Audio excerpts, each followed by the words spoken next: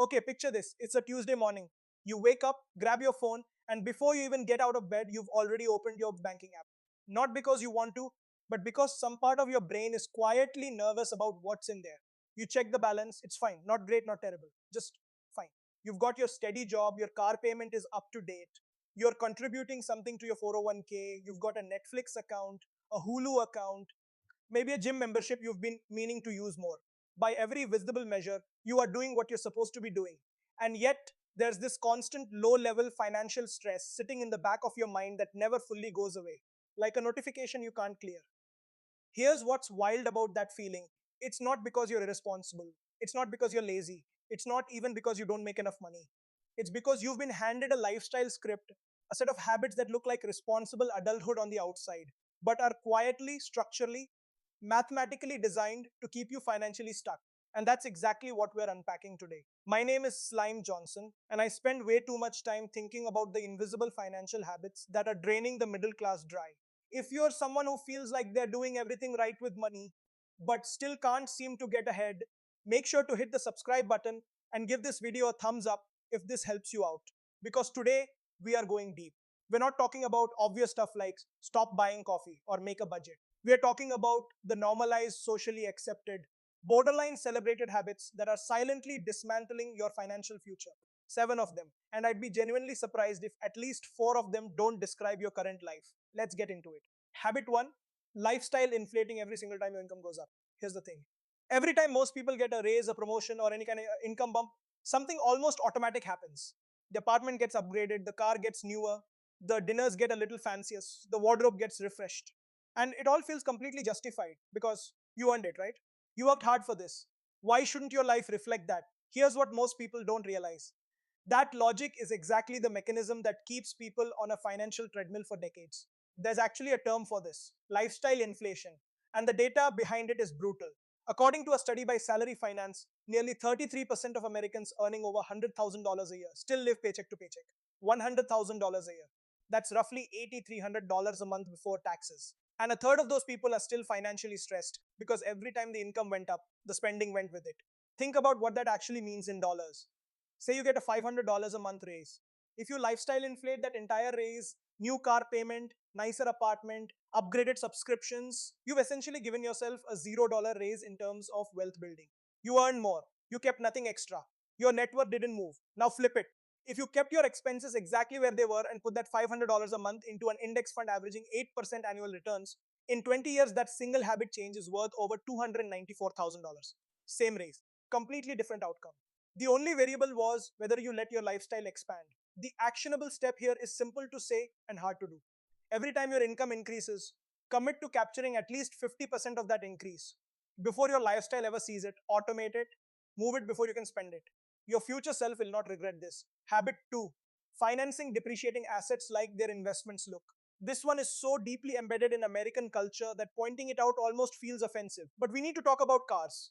The average monthly car payment in the United States right now sits at approximately $735 for a new vehicle and $523 for used, according to Experience 2024 State of the Automotive Finance Market Report. And most of those loans are stretched over 60, 72, sometimes 84 months. That's 7 years of payments on a machine that loses roughly 20% of its value the moment you drive it off the lot, and nearly 50% within the first 3 years. Now, here's the psychological piece that makes this habit so sticky. We don't think of car payments as a wealth leak. We think of them as a fixed cost of adult life. It's just part of the monthly budget. Everyone has one, your coworkers have one, your neighbors have one.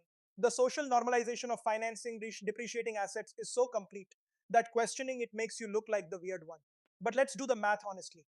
A $600 monthly car payment over 72 months is $43,200 out of your pocket for something worth maybe $12,000 at the end of those 6 years. You paid $43,200. You have a $12,000 asset. The bank collected the difference in interest. And most people roll straight out of that loan into the next one. This is where it gets really interesting. If you took that same $600 a month and invested it instead over 10 years at an 8% return, you're looking at roughly $110. Over 20 years, over $352,000 is. The car you financed for 7 years cost you the potential foundation of your entire retirement. Now, you might be thinking, I need a reliable car to get to work, Slime. I get it. This isn't about never owning a car. It's about buying a dependable used vehicle for cash or financing the smallest amount possible for the shortest term possible and refusing to let a monthly car payment become a permanent line item in your budget. Habit 3, using credit cards as a monthly cash flow tool without paying them in full. Here's the thing about credit cards. Used correctly, they are genuinely useful. Cashback, points, fraud protection, credit building. The problem isn't credit cards. The problem is the habit that most middle class households have quietly developed, where the credit card becomes a bridge between paychecks, a cash flow management tool. I'll put it on the card and pay it off when I get paid. Except life keeps happening and the balance doesn't hit zero. And suddenly you're carrying $4,000, $6,000, $10,000 in revolving credit card debt at interest rates averaging between 20% and 28% APR, according to the Federal Reserve's 2024 consumer credit data. Let's be direct about what 24% APR actually. If you're carrying a $5,000 balance at 24% interest and making minimum payments, you will pay approximately $4,800 in interest alone before that debt is cleared. You essentially bought everything on that card twice, and the minimum payment structure is specifically engineered to keep you in that cycle as long as mathematically possible. The psychology here is fascinating and genuinely dark. Credit card companies don't make their real money from people who spend irresponsibly. They make it from people who are almost managing. People who are responsible enough to make their payments every month, but just stretched enough that they never fully clear the balance. That's the sweet spot they've designed their entire product around. The immediate action step here is to treat your credit card statement like a debit account. If you can't pay the full balance at the end of the month, you can't actually afford what you bought. Full stop. That mental reframe alone can restructure your entire relationship with credit. Habit 4, subscriptions and recurring charges running on autopilot. This one is almost too easy, and yet it absolutely belongs on this list because of how invisibly it operates. Here's what most people don't realize. The subscription economy is psychologically engineered around one core insight. Small recurring charges are almost impossible for the human brain to accurately track or emotionally register. A 14.99 charge doesn't feel like a decision, it just happens month after month in the background, silently. A 2023 study by C+R Research found that the average American thinks they spend about $86 a month on subscriptions. The actual average, $219 a month. That's a perception gap of over $130 a month, meaning most people are spending more than double what they believe they're spending on services, many of which they barely use. At $219 a month, you're spending $2,628 a year on subscriptions. Over 10 years invested at 8%, that's over $47,000. For streaming services, app upgrades, cloud storage tiers, gym memberships, meal kit deliveries, and software you signed up for during a free trial 3 years ago and completely forgot about. Look, I'm not saying cancel everything and live like a monk. I'm saying do an audit right now. Open your bank statement and your credit card statement and go line by line. Write down every recurring charge, every single one. I promise you will find at least 2 or 3 things you had genuinely forgotten were still billing you. Cancel everything you don't actively use. Then reassess what's actually worth keeping. 30 minutes of work, potentially hundreds of dollars back in your pocket every single month. Habit 5, confusing home ownership costs with wealth building now before anyone clicks off. I'm not saying don't buy a home. Home ownership can absolutely be a component of a healthy financial picture. What I am saying is that the narrative that buying a home is automatically the smartest financial move you can make is significantly more complicated than most people are told. And the hidden costs of homeownership are keeping a lot of middle class families financially stretched in ways they didn't anticipate. Here's the thing, when most people calculate whether they can afford a home, they look at the mortgage payment. But the true cost of homeownership includes property taxes, homeowners insurance, HOA fees where applicable, maintenance, which financial planners estimate at 1% to 2% of the home's value annually, repairs, utilities, and the opportunity cost of the down payment capital. On a $350,000 home, a conservative 1% annual maintenance budget is $3,500 a year just to keep the property in its current condition. Add property taxes averaging around $3,000 to $5,000 a year in most US states, insurance, and potential HOA fees, and you can easily be spending $800 to $200 a month on top of your mortgage in ownership costs that build zero equity. This is where it gets really interesting. A 2023 analysis by the National Association of Realtors showed that home values have appreciated at an average of about 4.4% annually over the long term, which sounds great until you account for inflation running at roughly 3.4% historically, leaving a real appreciation rate closer to 1%. Meanwhile, the S&P 500 has returned an average of approximately 10% annually over the last 50 years. The point isn't that renting is smarter than buying in every situation. The point is that a home is not a get-rich strategy. It's a place to live that may build equity over time. Know the true cost before you stretch your budget to its absolute limit for a mortgage. And never let homeownership become a reason to stop investing. Habit 6, treating retirement contributions as optional or minimum. Here's a brutal truth. Most middle class workers treat their 401k contribution like a checkbox. They put in just enough to get the employer match, usually around 3%, and then they stop. They tell themselves they'll increase it when things calm down financially, when the car is paid off, when the kids are older, when they get the next raise. Here's what most people don't realize. That delay is one of the most expensive financial decisions a person can make, and it doesn't feel like a decision at all. It feels like responsible caution. Let's talk about the math of waiting. If you're 30 years old and you increase your 401k contribution by just $200 a month today, at an average 7% annual return, you'll have an additional $242,000 by age 65. If you wait just 10 years until you're 40, that same $200 a month generates only $109,000 by 65. You waited 10 years, contributed the same amount monthly, and ended up with $133,000 less. The lost decade cost you $133,000, and you never spent a single extra dollar. That is the raw, unforgiving math of compound interest working against you instead of for you. Now, compound this with the psychological trap of the minimum contribution mindset. When your company matters up to 3% and you contribute exactly 3%, you've mentally categorized that as doing the retirement thing. But 3% of a $60,000 salary is $1,500 a year. That's $150 a month going toward your retirement.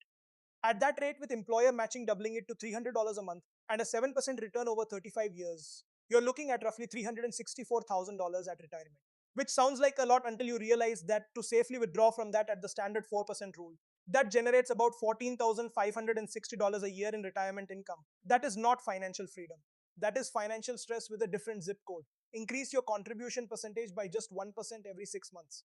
You will barely feel it in your paycheck because of tax advantages. And the long-term compounding impact is transformational. Habit 7, prioritizing, looking wealthy over building wealth. And here we are at the one that might sting the most. Because this isn't just a financial habit. It's a deeply psychological, social, identity level pattern that most people have never consciously examined. Here's the thing.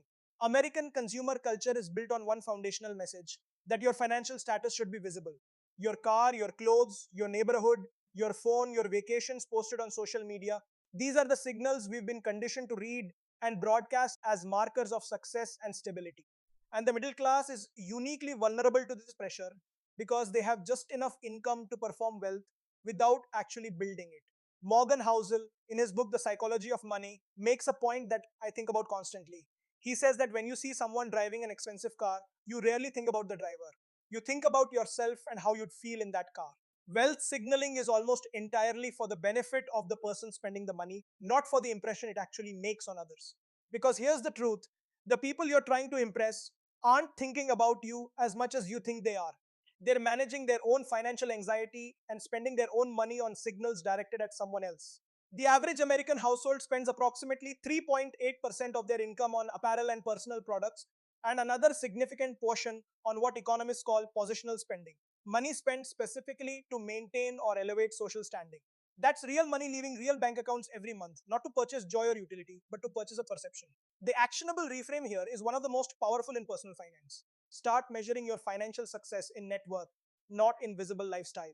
A person with a $400,000 investment portfolio driving a paid off $12,000 sedan is objectively wealthier than a person with $8,000 in savings driving a $60,000 leased SUV. But only one of them looks wealthy at a red light. Decide which one you actually want to be. Look, here's what I want you to take from this video. None of these 7 habits make you a bad person.